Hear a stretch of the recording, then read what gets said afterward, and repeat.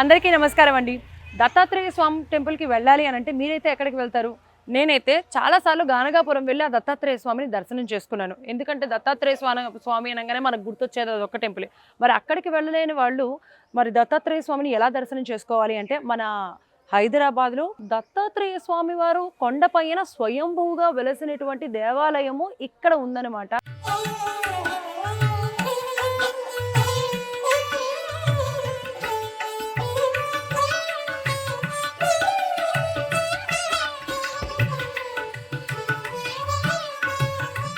అది మీరు చూసినట్లయితే అర్థమవుతుంది. అంత పెద్ద కొండ పైన స్వయంభూగా వెలిసినటువంటి దత్తాత్రేయ స్వామి. అంతేకాకుండా 500 ఏళ్ల నాటి చరిత్ర కూడా ఈ ఆలయానికి ఉంది.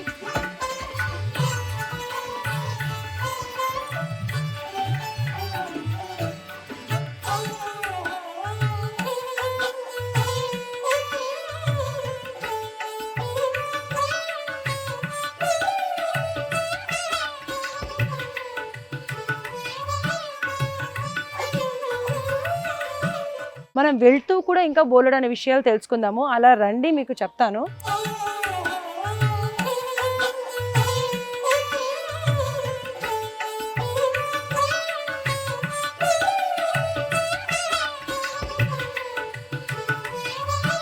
ఇదిగో ఇక్కడ మీరు మెట్లు చూస్తున్నారు కదా. సాధారణంగా మనం నార్మల్గా అలా రోడ్లోంచి ఏ గుడికైనా అలా ఎంటర్ అయిపోతాం. కానీ ఇక్కడ స్వయంభుగా వెలిసినటువంటి ఈ దత్తాత్రేయ స్వామి మందిరానికి మాత్రం 215 స్టెప్స్ ఉన్నాయి. అంటే 215 స్టెప్స్ ఉన్నాయి. అవన్నీ ఇప్పుడు నేను ఎక్కుతూ మీకు చిన్న చిన్న ప్లేసెస్ అన్నీ కూడా చూపిస్తూ ఉంటాను. నాతో పాటు మీరు కూడా వచ్చేసేయండి.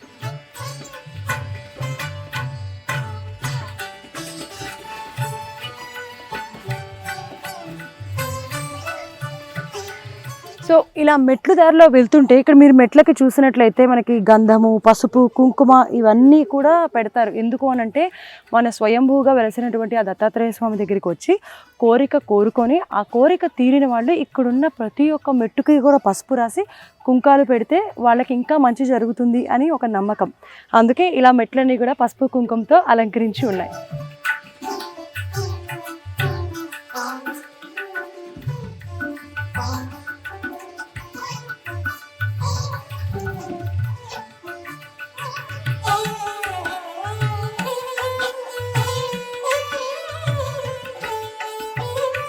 సో చూసారు కదా, ఇలా కొన్ని స్టెప్స్ ఎక్కిన తర్వాత మీరు అక్కడ ఆ రైట్ సైడ్ చూసినట్లయితే మనకి నాగేంద్ర స్వామి కూడా కనిపిస్తారనమాట.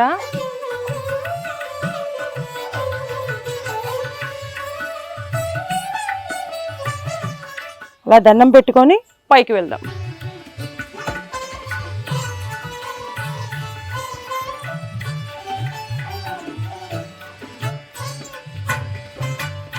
పదండి.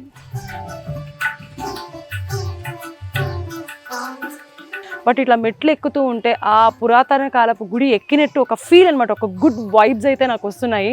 తప్పకుండా ఇది ప్రతి ఒక్కళ్ళు ఫీల్ అవ్వాల్సిందే. సో ఇంకా కొన్ని మెట్లు ఉన్నాయి, అవి కూడా ఎక్కేద్దాం.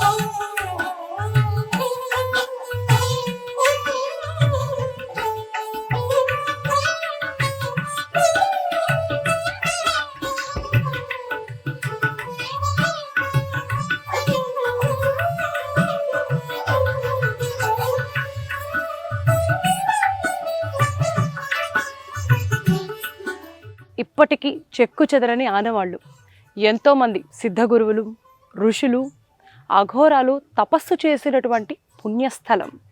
అంతేకాకుండా ఇక్కడ ఆంజనేయ స్వామి పాదముద్రలు కూడా ఉన్నాయి అని జనాల నమ్మకం. అది కప్పివేయబడింది అని కూడా అంటూ ఉంటారు. దాని గురించి కూడా మనము పూజారి గారిని అడిగి తెలుసుకుందాం. ఇంకొక 20 స్టెప్స్ ఎక్కితే మనం ఆలయంలోకి వెళ్ళిపోతాము. వెళ్దాం పదండి.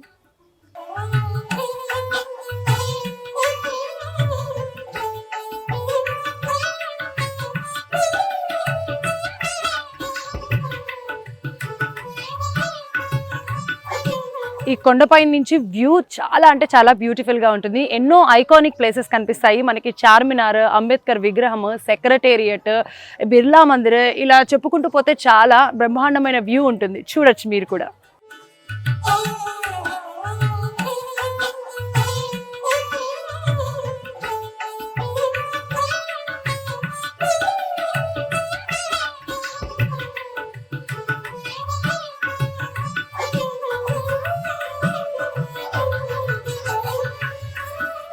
సో అన్ని స్టెప్స్ ఎక్కేసేసానండి, కంప్లీట్ అయిపోయినాయి. సో నేను ఇప్పుడు గుళ్ళోకి ఎంటర్ అవబోతున్నాను. అందుకంటే ముందర మనకి ఇలా స్టెప్స్ ఎక్కిన వెంటనే స్ట్రైట్గా మీరు చూసినట్లయితే కనుక మనకి అక్కడ ఆంజనేయ స్వామి దర్శనం ఇస్తారనమాట.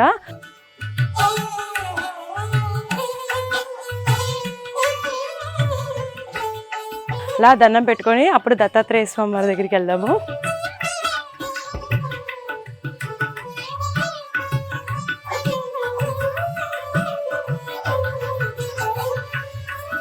లోపలికి వెళ్ళిపోదాం.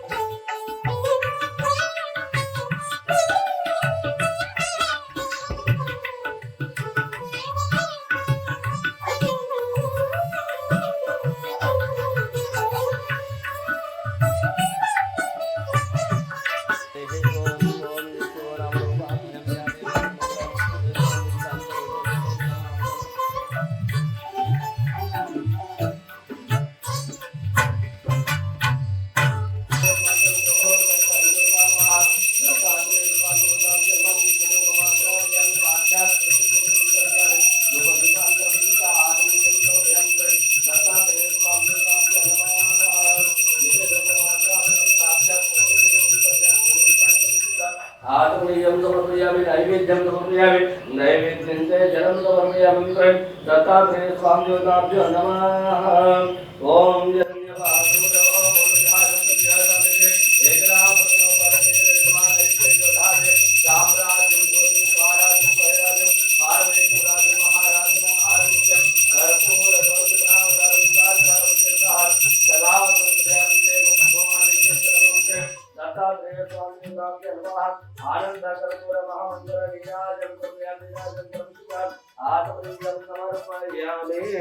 सर्वमंगलमांगल्ये शिवे सर्वार्थसाधके शरण्ये त्र्यंबके देवी नारायणी नमोस्तुते।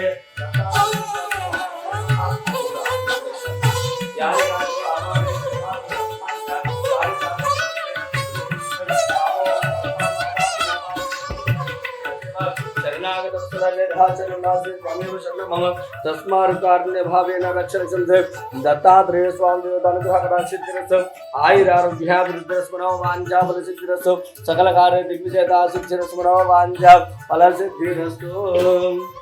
నమస్కారం గురువు గారు. అమ్మా జయ గురు దత్తమ్మ.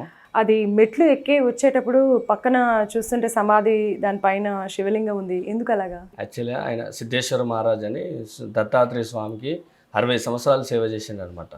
తర్వాత ఆయన పరమోపదిస్తే దానికి అక్కడ సమాధి చేశారు. అయితే శివలింగం ఎందుకంటే గిరి సాంప్రదాయంలో పెడతారనమాట, సమాధి కట్టి దానిపైన శివలింగం అయితే దేవునికి ఆ శివునిలో ఐక్యమైనట్లు పూజిస్తారనమాట. అట్లా అలాగే గురువుగారు, ఈ దత్తాత్రేయ స్వామి ఆలయం యొక్క విశిష్టత గురించి వివరిస్తారా?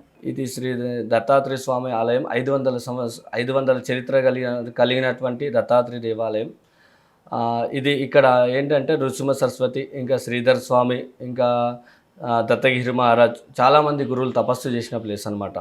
ఇక్కడ వాళ్ళకి ఏంటంటే నేనున్నా అని చెప్పి స్వామివారు వాళ్ళకు చెప్పిన నిదర్శనాలు ఉన్నాయన్నమాట. అట్లా చాలా వరకు అట్లా అనమాట. అలాగే ఇక్కడ ఏ ఏ రోజుల్లో భక్తులు ఎక్కువగా వస్తూ ఉంటారు? యాక్చువల్గా ఏంటంటమ్మా, గురువారం మెయిన్. గురువారం పొద్దున మార్నింగ్ స్వామివారికి 5:30కి అభిషేకం ఉంటుంది, 7:30కి మహారతి ఉంటుంది, మధ్యాహ్నం 12:30కి మహా నైవేద్యము, మహా అన్నప్రసాదం ఉంటుంది వచ్చిన భక్తులకు అందరికి. ఇంకా సాయంత్రం 7 గంటలకి మహారతి ఉంటుంది. అట్లా అనమాట. అంటే గురువారమే అన్నదానం అనేది జరుగుతుంది. పౌర్ణమి రోజు కూడా చేస్తాము. పౌర్ణమి రోజు కూడా అన్నప్రసాదం ఉంటుంది, సామూహికంగా సత్యనారాయణ వ్రతం ఉంటుంది. ఇంకా వచ్చిన భక్తులకు అందరికి అర్చనలు, హారతులు అవి కామన్గా ఉంటాయి అనమాట. ఓకే, గురువారం అలాగే పౌర్ణమి రోజు కూడా అన్నదానం అనేది జరుగుతూ ఉంటుంది అనమాట. ఎలాంటి విశేషమైన పూజలు నిర్వహిస్తారు? విశిష్ట అంటే మనం గురు పౌర్ణమి, దత్త జయంతి చాలా వైభవంగా చేస్తుంటాం అనమాట. ఆ రోజు వేలల్లో భక్తులు వస్తుంటారు, స్వామివారి ఆశీర్వాదం తీసుకొని వెళ్తూ ఉంటారు అనమాట, అన్ని పూజల్లో పాల్గొని అట్లా అనమాట. ఓకే, సో మెయిన్ గురువారం మెయిన్ అనమాట. గురువారం ప్లస్ పౌర్ణమి, ఇంకా అమావాస్య. ఈ 3 రోజులు మాత్రం తండోపతండాలుగా భక్తులందరూ వస్తారనమాట దర్శనానికి, టెంపుల్కి అట్లా. ఓకే, అలాగే ఇక్కడ హనుమంతుడి పాదుకలు కూడా ఉన్నాయి అని అన్నట్టు విన్నాము, అది కూడా నిజమే అంటారా? ఉన్నాయి, కానీ ఏంటంటే అక్కడికి భక్తులు వెళ్ళలేరు అనమాట. కొంచెం అది అతి కష్టమైన ప్లేస్, అక్కడికి వెళ్ళడానికి ఎవరికి పర్మిషన్ ఇయ్యారు అనమాట. కొండ కింద లోపలికి ఉంటాయి అనమాట, అక్కడికి ఎవరికి వెళ్ళడానికి ఉండదు అనమాట అట్లా. మెట్ల ద్వారా వచ్చేటప్పుడు అంటే మెట్ల కింద ఏదో రహస్య మార్గం ఉంది, ఇది వరకు రాజులందరూ కూడా రహస్య మార్గం ద్వారానే ప్రయాణాలు జరిపించే వాళ్ళు అని చెప్పి అంటూ ఉంటారు, అది కూడా నిజమే అంటారా? అయితే నేను కూడా విన్నాను ఏంటంటే ఇక్కడ ఓ బావి ఉంటుండే, అందులో వాటర్ ఉంటుండే, అందులోకి వెళ్ళే రహస్య ద్వారం ఉండేనంట. నేను కూడా విన్నాను మన చార్మినార్కి గోల్కొండ కోటకి వెళ్ళడానికి రహస్య ద్వారం ఉంటుండేనంట. మరి దత్త చరిత్ర చదివేటప్పుడు ఎలాంటి నియమాలు పాటించాలి? యాక్చువల్గా ఏంటంటే స్వామివారి గురు చరిత్ర పారాయణం చేస్తే దాని తత్ఫలితం వెంటనే కావాలి కాబట్టి మనం ఏంటంటే పొద్దున మార్నింగ్ తలస్నానం చేసి 7 రోజులు పారాయణం చేసుకోవాలి, సప్తాహ పారాయణం చేయాలి. పొద్దున మార్నింగ్ స్నానం చేసి స్వామివారి కలశం పెట్టుకొని ఫోటో పెట్టుకొని పూజ చేసుకోవాలి. చేసుకున్న తర్వాత పారాయణం చేయాలి. 7 రోజులు చేయాలి పారాయణం. రోజు కిందనే పడుకోవాలన్నమాట, మంచాల పైన పడుకోకూడదు. ఏకభోక్త అంటే ఒక్కసారే భోజనం చేయాలి, తర్వాత పారాయణం చేసుకోవాలన్నమాట. అట్లా 7 రోజులు నాన్ వెజ్ మధ్యాహ్నానికి దేనికి దూరంగా ఉండి చేసుకోవాలన్నమాట. చాలా భక్తి శ్రద్ధలతో ఇవన్నీ పాటించి చేయాలన్నమాట. అలాగే మన మెట్లకి కూడా చాలా మంది పసుపు కుంకుమలు అవన్నీ రాశారు, వచ్చేటప్పుడు చూశాను. అంటే అవి వాళ్ళ మనసులో ఉన్న కోరికలు సిద్ధించాలని మెట్లకు పూజలు చేస్తారు. ఆ మెట్లకు పూజలు చేయడం వల్ల 100 రోజులు అనుకున్న 100 రోజులలో జరిగేది 50 రోజులలో అయిపోతుంది. అట్లా అనమాట. తొందరగా మన మెట్లకు ఎన్నిసార్లు పూజ చేస్తే అంత తొందరగా సఫలీకృతం అయిపోతుంది. సో ఇక్కడ ఉన్న అన్ని మెట్లకి కూడా కోరిక తీరిన వాళ్ళు పూజ చేస్తారా? తీరాలని పూజ చేస్తారు. యాక్చువల్గా తీరిన వాళ్ళు చేస్తారు, తీరాలని కూడా ఒక్కోళ్ళు 5 సార్లు 11 సార్లు అట్లా చేస్తుంటారు అనమాట. ఇంకా 5 పౌర్ణములు కానీ వచ్చినప్పుడు మెట్లకు పూజ చేసుకుంటూ వస్తారు అనమాట.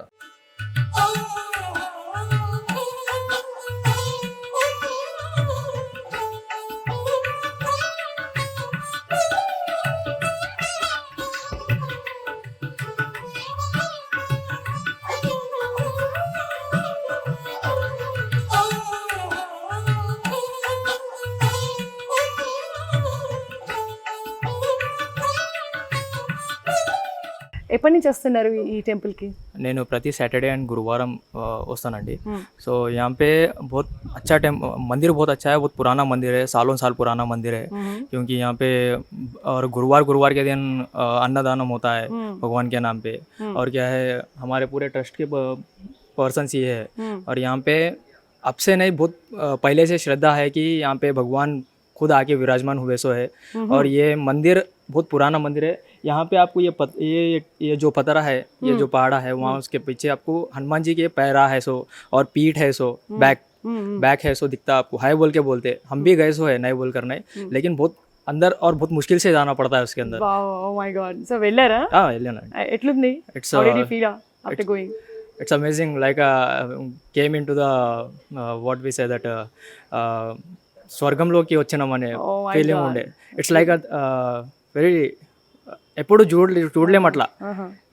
ఇప్పుడు దేవుడికి ఎవరు చూశారండి? వాళ్ళ उनके कोई चीज़ अपने को दिख रहा बोले तो वहाँ पे है बोल के बोले, सोचो आपको कैसा फील होता है वहाँ पे. तो इसलिए बोलता हूँ कि ये मंदिर बहुत पुराना मंदिर है, अब का नहीं, बहुत पहले से. आप आपको बोले महाराज जी, उनके जो पहले वाले पंडिता थे, सोचिए उन लोगों के टाइम से यहाँ पे मंदिर है बोले तो क्या होगा ये मंदिर के अंदर. ఎక్కడి నుంచి వచ్చారు? నేను గచ్చిబౌలి నుంచి వస్తున్నాను. యాక్చువల్లీ మా ఫ్రెండ్స్ సజెస్ట్ చేశారు, ఇక్కడ ఒక టెంపుల్ ఉంది, ఒకసారి విజిట్ చేయండి బాగుంటుందని. అది ఇప్పుడే ఫస్ట్ టైం వచ్చాం, బట్ టెంపుల్ మాత్రం చాలా బాగుంది. చాలా బాగుంది కదా, అంటే మనకి 500 ఏళ్ల నాటి చరిత్ర కనిపిస్తుంది కదా. చాలా పీస్ఫుల్గా ఉంది. ఇంకొంచెం డెవలప్ చేసి ఇంకా చాలా బాగుంటుందని నా ఒపీనియన్. అంతే. సో ఇంకా వచ్చి అంటే ఇలా అందరూ వచ్చి ఇలా ఖచ్చితంగా దర్శించాల్సినటువంటి టెంపుల్, ఎందుకంటే దత్తాత్రేయ స్వామి వారిది అన్ని చోట్ల ఉండదు, కూడా ఒక చోట ఉంటుంది కాబట్టి. వెరీ రేర్ గా ఉంటాయి. ఎలా అనిపించింది టెంపుల్ లోకి వచ్చిన తర్వాత? చాలా పీస్ఫుల్ గా ఉంది. చాలా బాగుంది. చాలా పీస్ఫుల్ గా ఉంది. అండ్ వ్యూ కూడా చాలా బాగుంది ఇక్కడ నుంచి. అండ్ టెంపుల్ కూడా చాలా పాత టెంపుల్ కాబట్టి ఒకసారి మనం విజిట్ చేసుకుంటే మన కోరికలు ఏదైనా నెరవేరితే మళ్ళీ నెక్స్ట్ టైం కూడా అలా విజిట్ చేస్తూ కంటిన్యూగా వస్తూ ఉండొచ్చు.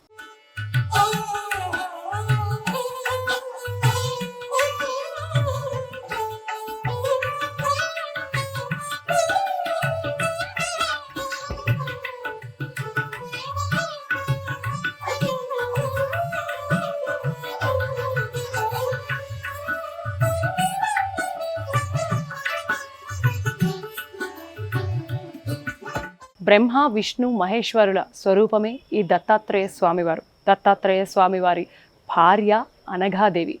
స్వయంభూగా ఇక్కడ మనకి దత్తాత్రేయ స్వామి వారు వెలిశారు కాబట్టి ఇక్కడికి వచ్చి ఎటువంటి కోరిక కోరుకున్నా తీరుతుంది అనేది భక్తుల నమ్మకము.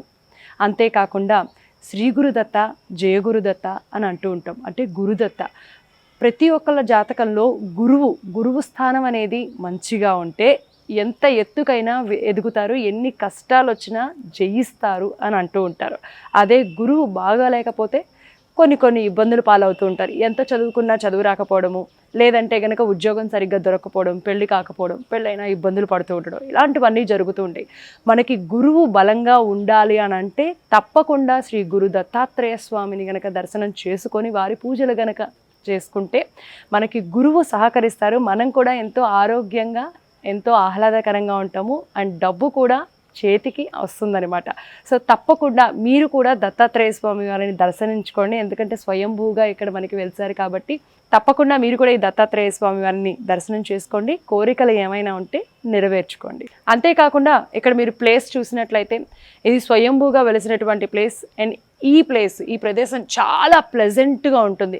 మెడిటేషన్ ఏదైనా చెయ్యాలి అని అనుకున్న వాళ్ళు ఇక్కడికి వచ్చి కనుక మెడిటేషన్ చేసుకుంటే మామూలుగా మీరు ఇంట్లో చేసుకునే దానికంటే కూడా ఇక్కడికి వచ్చి చేసుకుంటే బోల్డ్ అంత పాజిటివ్ వైబ్స్ అనేది మనకి మరింత యాడ్ అవ్వడం అనేది జరుగుతుందన్నమాట. వీలైతే ఒకసారి మీరు అది కూడా ట్రై చేయొచ్చు.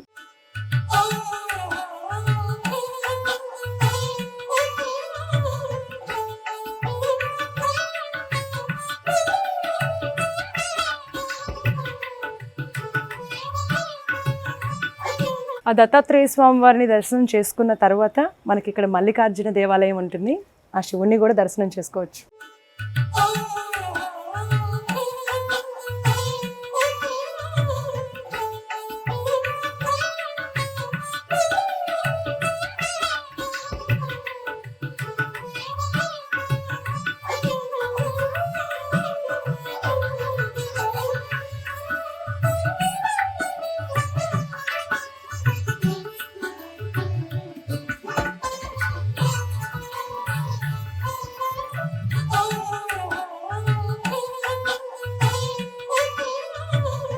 సో చూశారు కదా, దత్తాత్రేయ స్వామి వారిని దర్శనం చేసుకున్నారు కదా. మీరు స్వయంగా వచ్చి దర్శించుకుంటే మరింత మంచి జరుగుతుంది అని చెప్పి నేను అనుకుంటున్నాను. తప్పకుండా రాని వాళ్ళు విచ్చేయండి, దర్శనం చేసుకోండి.